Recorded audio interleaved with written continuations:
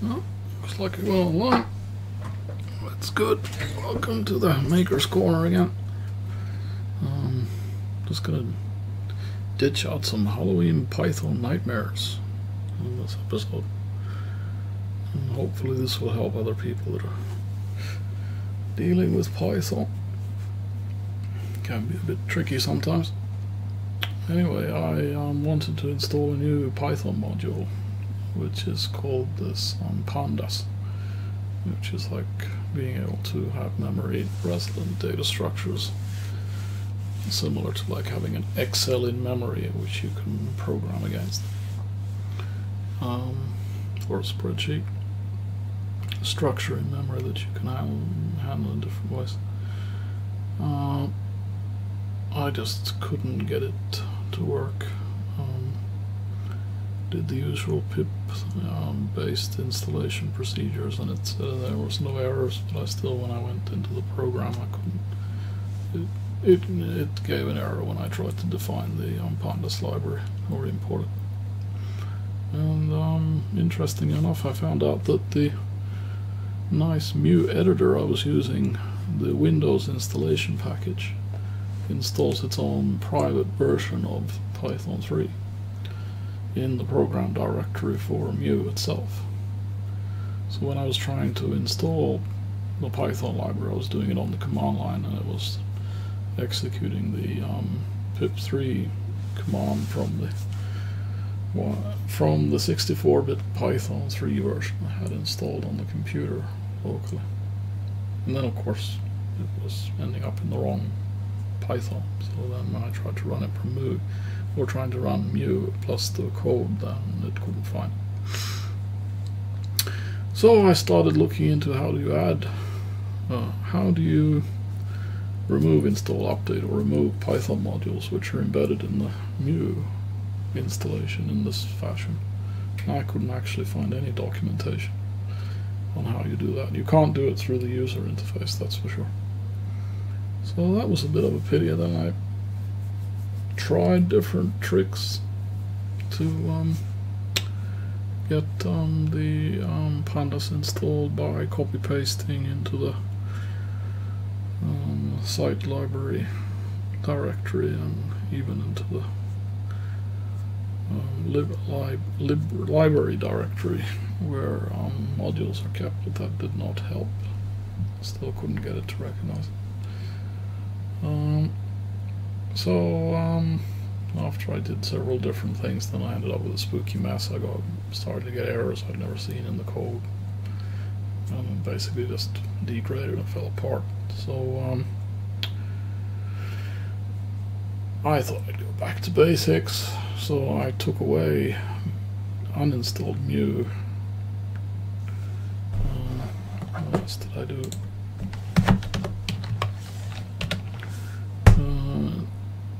Search my computer for instances of Python in the names of files and directories. I did a bit of searching with the search tool, file search tool, and also went manually through the directories and tried to find if there were. Also, I looked at the installed programs to check if there were any Python versions installed. So I found a 32-bit version of Python 3 which was installed, but it wasn't marked in the installer, so I don't know where that came from. But anyway, I zapped that. Looked in as many locations as I could for further Python installations. Couldn't find any. So then I thought, okay, we'll just risk it and say now the computer's clean. Mu's gone, the 32-bit version of Python 3 is gone, the 64-bit version of Python 3 was actually marked as a application, so I was able to uninstall that. And then I just took away the extra files manually, because uninstallers never remove everything. So then I just went into the program files directory, and removed the remaining crap that left. And then I went and I got a clean. I went to python.org and I got a clean 365 64-bit version, and then I installed that. And this is they keep on changing this. Now when I did this installation, then I ended up with having the Python installed under users. So I'm running Windows 10, so then I installed it under C, users, user ID, AppData, local, programs, Python 37. That's the impossible location to find it. And then I forgot to say that it should add it to the path. So then I need to run the pip3s and stuff from the scripts directory, from the command line by doing a cd, a current directory change into that directory, and then run it from there. But then I ran pip and I installed PySerial pandas. And the thing is, you can install the mu editor also using pip3. So I actually did that. So I got the mu editor now embedded into the 64-bit Python I have installed on the computer.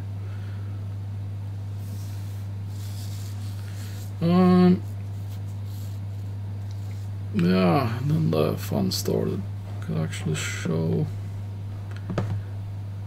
the code, I think. We do. Just a sec.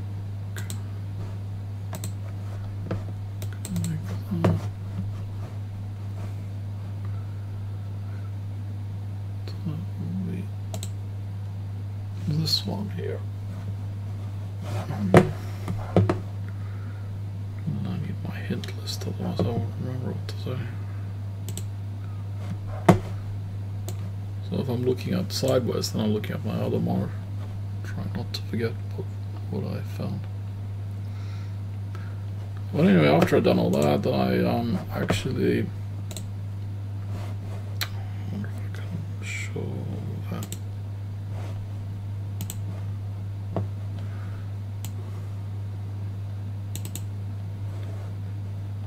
Just a second, I'm going to start from here. So I did my initial investigation using idle, which is the default IDE that comes with Python.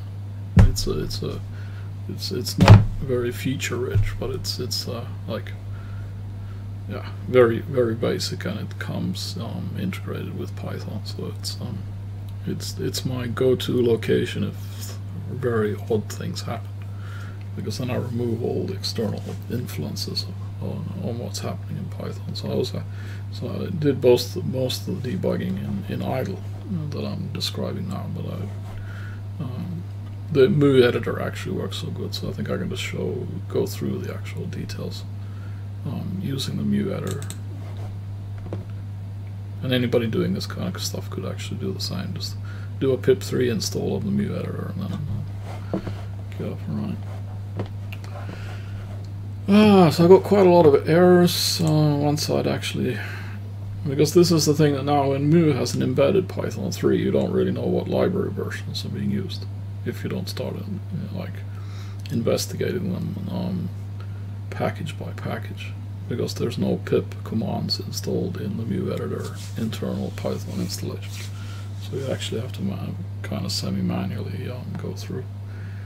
So I'm assuming that most of my problems came that I downloaded. I installed a clean Python 3 64-bit, the latest version, and then I used the pip3 embedded in that, which then I went and got the latest stable packages for the named modules that I'm using, and then of course there are the problem where APIs have been changed and other garbage. So then you get this Halloween nightmare of things that used to work don't work anymore.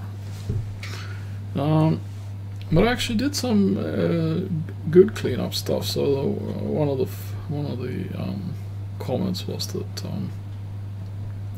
is to divide up the tk-kinter libraries into two parts. One is the TK part and the other is the TTK part, because I think one inherits from the other. So both of them, for example, contain a button, a object called button.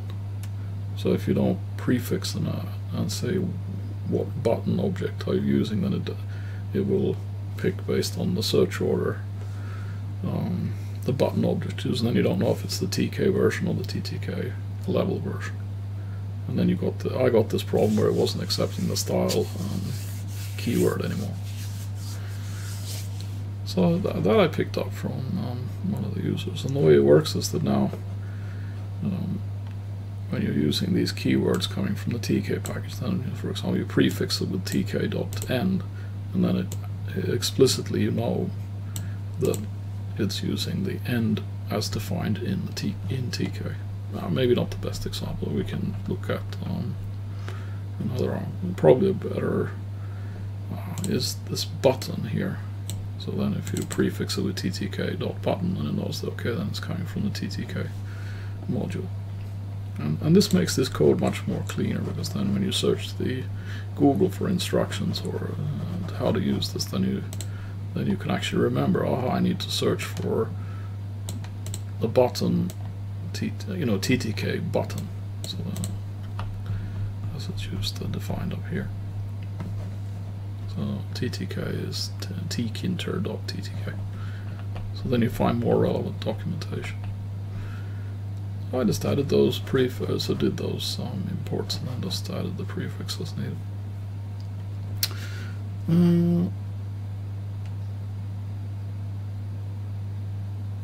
Still, this is a little bit special handling on the font objects, so that I had to actually do a separate import on.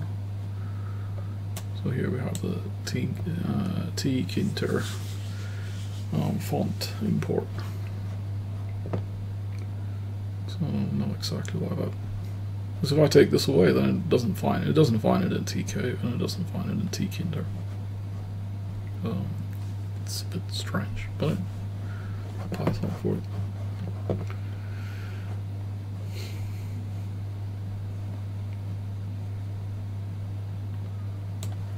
Yeah, and then I created you see, now I was able to. You see, now we have pandas. Pandas is installed, and then the import works. So I was able to import pandas, and then I could actually start the process of creating the data frame. So here we have the section that creates the data frame. So basically, it's reading, taking the JSON string as I described previous, and then ripping it apart into properties. I mean, I'm not trying to be the most optimized code. I want this to be as easy to understand as possible. And then what I'm doing is I'm just taking these properties, and then they're assigned into for each set of measurement values. Then there's one data frame entry created, and I append it to the data frame collection called measurements. And this is one of the oddities of Python, that since this is basically an object, you have to pass in the existing object, and then when it does an append of a new data frame to that object, then it will create a new object reference.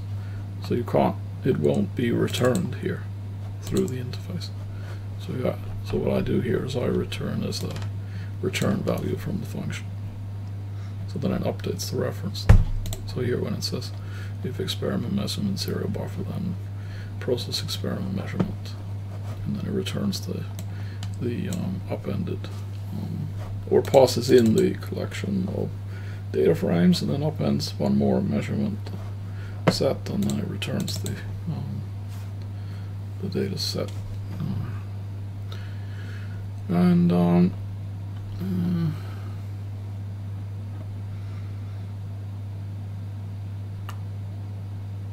Yeah, now we have a row column structure of all the measurement data in memory. So then we can do different things, and I actually added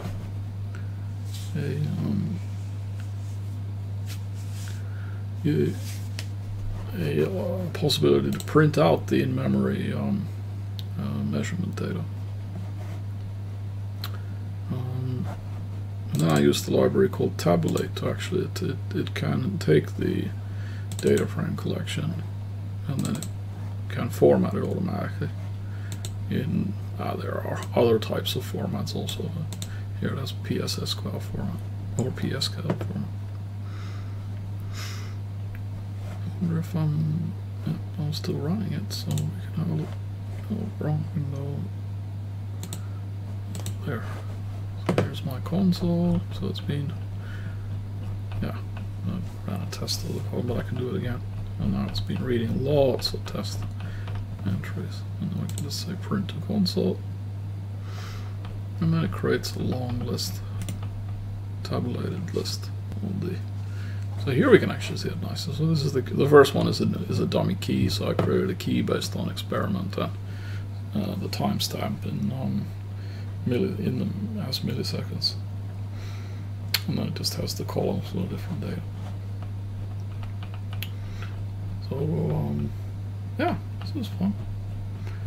So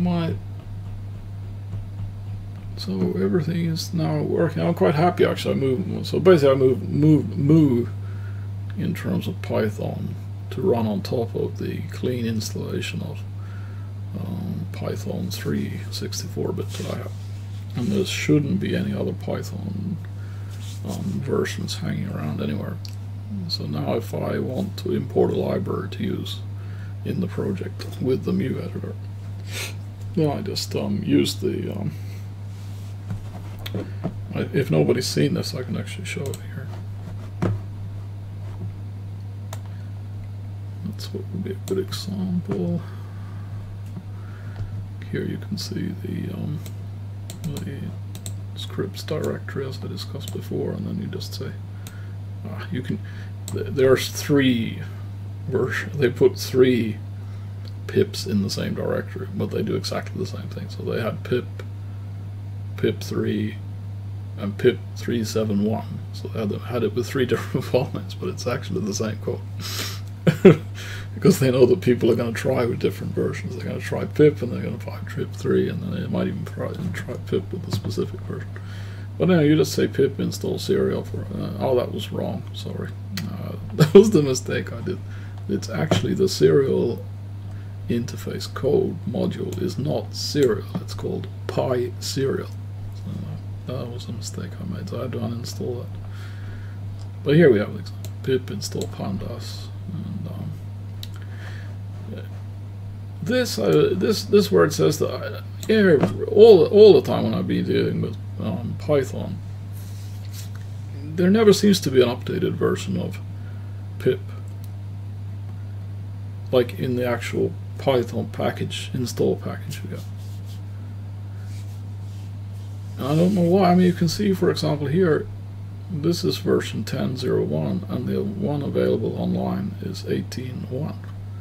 So why is the install package using theoretically such an old version of pip? And this has happened continuously. This is the online version of pip, the pip executable, is so much more. Yeah, if one looks at version numbers, it's so more advanced than the one. But I'm leaving it. I don't want to change this. If this is the one that came with the package, then I think I'll just use that. Because I've also experienced odd problems when I've actually executed. Like I've upgraded to the latest pip, and then there has not always been great experience with that. Anything else to say? Yeah, this was the Mu installation. Very long install. So then, when you do pip install Mu editor, and then this is the thing that when you want to install a module or a package, the editor is called Mu, and the package is called mu-editor. So it's. You can't just say pip install mu; it won't find it. It won't recognize it. So then you get it. So it's called mu-editor. But Google helps you usually find what the real name to use. And as I said, serial is actually called Pi serial. So I had to actually do pip uninstall serial and then pip install serial to get it fixed. Yeah. So that was that amount of stuff. So I thought I'd actually throw in some temperature plotting And then I would like to store the values permanently on the machine locally. So I'm thinking it would be fun to play around with some databases. There's there's lots of options. I mean, basically the top three that come to mind is the one that's embedded, or actually start with the one that's embedded with Python, which is SQL or SQLite, which is the one that's comes by default in Python. That's like a single file, single user database scheme. And then you have MySQL, which I worked with before, and then PostgreSQL, which I don't really have any experience of. I think I like MySQL better. So I'm actually, maybe if somebody has any opinions, could add it in the comments. See which one to use. But I'd like to actually embed in this simplified, or in this environment where every time it reads one of these measurement result sets, then it would actually store it in the database. So if there's a breakdown of the communication or a power outage or whatever, then at least it has all the data saved for the experiment.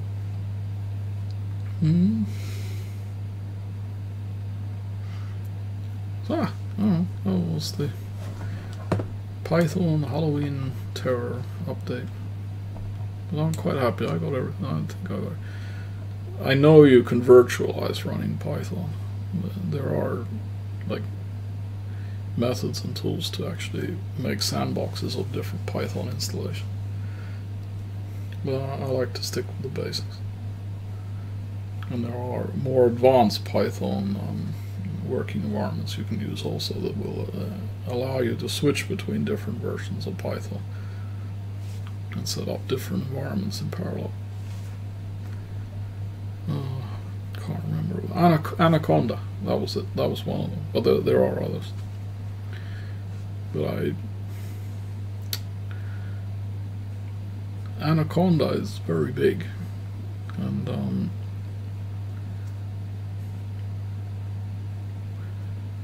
I think it's overkill. One loses control over what one's working on. They have like literally, and when you install Anaconda, you get literally thousands of modules installed. So it's actually quite hard to stay in.